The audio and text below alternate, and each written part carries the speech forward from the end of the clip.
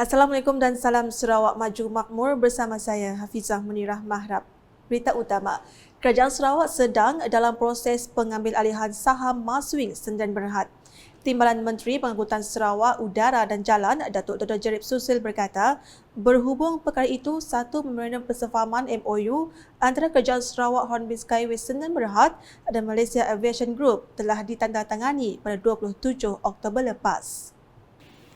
In this regard, the Sarawak government is in the process of conducting due diligence on Maswing Sdn Bhd and negotiating with the Malaysian Aviation Group and the Khazanah National Berhad to acquire the shares in Maswing.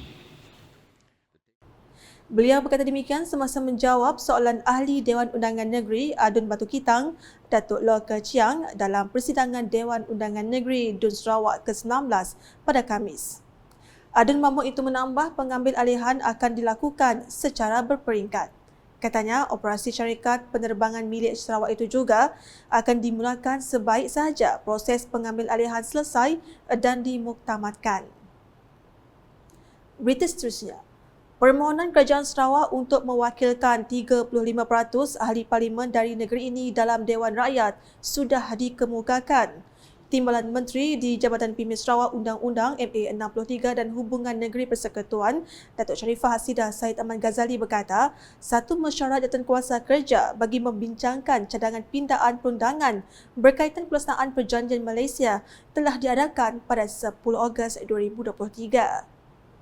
The Sarawak government hopes that our proposal to increase the number of representatives from Sarawak and Sabah will be realised and endorsed by the committee, and thereafter the amendment to Article 46 of the Federal Constitution need to be passed to ensure a balanced representative in the Dewan Rakyat in accordance to the spirit and the intention of the formation of Malaysia in 1963.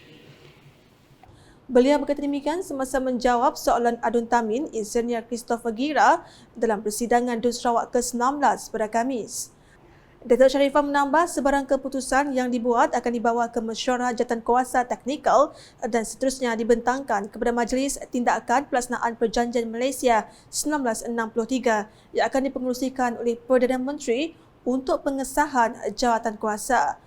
Dalam hal itu, beliau menjelaskan bahawa perbincangan Sarawak dengan Kerajaan Persekutuan bergerak secara progresif dan tiada sebarang had masa dikenakan. Sementara itu, Kerajaan Sarawak akan mengambil semula tanah di bawah Persuruhjaya Tanah Persekutuan FLC sekiranya tiada pembangunan dilaksanakan. Timbalan Menteri Perancangan, Bandar, Pentadbiran Tanah dan Alam Sekitar Sarawak, Datuk Len Talif Saleh memberitahu kerajaan negeri telah melaksanakan dasar baharu di mana tanah diberi milik FLC akan dikenakan syarat khas pembangunan yang perlu dilaksanakan sejak 2022. Sejak tahun 2022, kerajaan telah melaksanakan dasar baharu di mana setiap tanah yang diberi milik pada Pesuruhjaya Tanah Persekutuan FLC akan dikenakan syarat khas pembangunan yang perlu dilaksanakan dan disiapkan dalam tempoh 5 tahun dari tarikh surat hak milik dikeluarkan. Sekiranya pembangunan tersebut gagal disiapkan dalam tempoh yang ditetapkan, tanah berkenaan hendaklah diserah balik kepada Kerajaan Sarawak selaras dengan Perjanjian Malaysia tahun 1963 MA63. Beliau berkata demikian semasa menjawab soalan Adun Beting Maro, Razaili Gapur dalam persidangan Dun Sarawak ke-19 pada Khamis.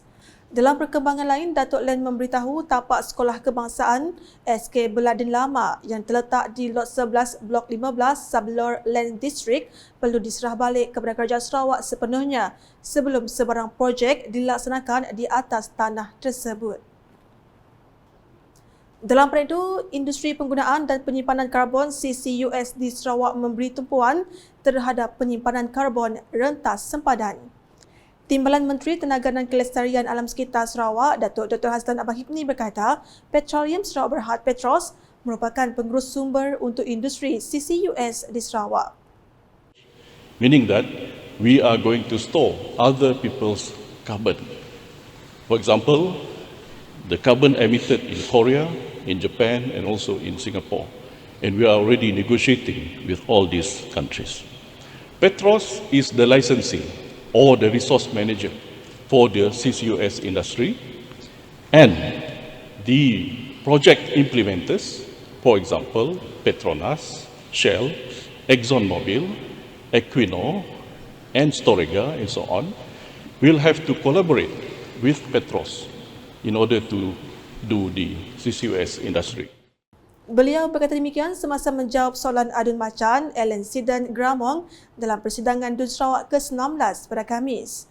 Datuk Dr. Haslan menambah pelaksanaan projek CCUS pertama di Sarawak iaitu projek M1 Kasawari telah dianugerahkan kepada Petros dan Petronas. Laporan selanjutnya, Kerajaan Sarawak kini sedang giat usaha membangunkan sektor penanaman rumbia di Kelakar.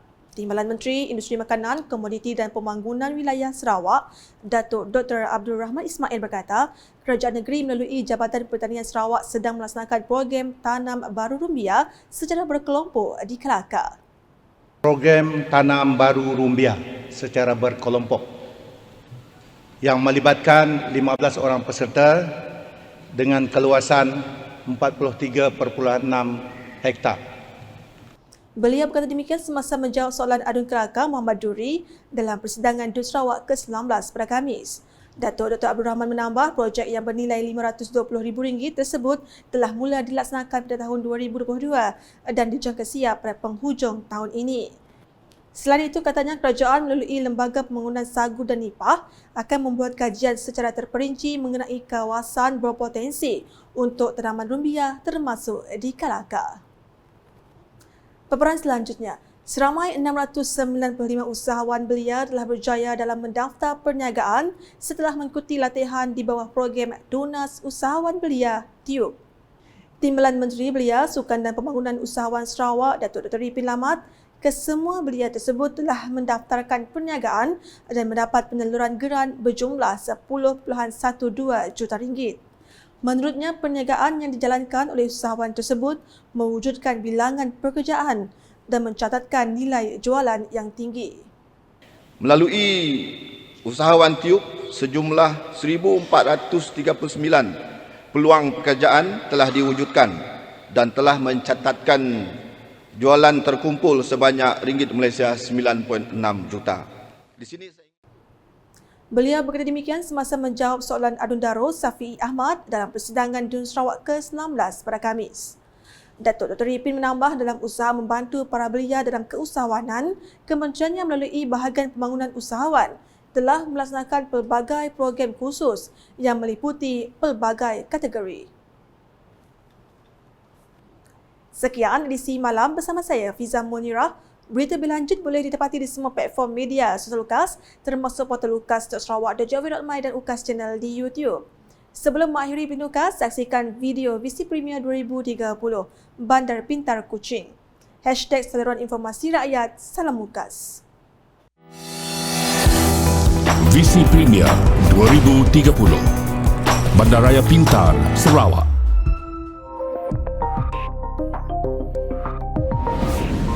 Sarawak sedang membangunkan Pelan Induk Bandar Pintar bagi kawasan-kawasan bandar yang akan mengutamakan kemampanan alam sekitar di dalam proses urbanisasi.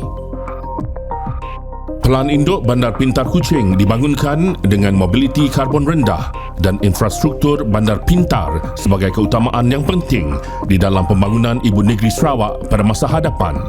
Dimulakan pada 2019 oleh Majlis Perbandaran Miri dan Sarawak Information System Sdn Bhd Sains. Antara komponen-komponennya termasuklah papan tanda digital, bandar selamat dan taman selamat, perparitan pintar, bas pintar, trak pintar, aplikasi bandar pintar, Miri Cares, pelancongan Miri, Electronic Local Authority 2 ELA2 dan pusat kawalan. Bangunan-bangunan hijau yang mematuhi Indeks Bangunan Hijau GBI, antara yang menyelah termasuk Universiti Teknologi Sarawak UTS di Sibu dan bangunan Dewan Bandaraya Miri.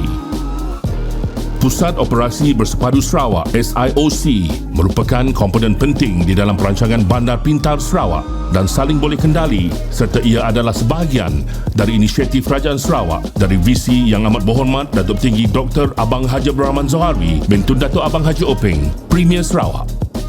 Penggunaan meter elektrik pintar yang dimulakan oleh Sarawak Energy untuk mempertingkat pengalaman pengguna dan membekalkan perkhidmatan bacaan bil yang tepat berdasarkan penggunaan masa sebenar. Pusat Kawalan Bersepadu adalah yang terkini di pusat lokasi untuk memberi arahan, koordinasi dan membuat keputusan di dalam menyokong respon insiden. Sarawak bakal menjadi contoh kepada negeri-negeri lain di Malaysia dengan perancangan Bandar Pintar. Visi Premier Sarawak Maju 2030.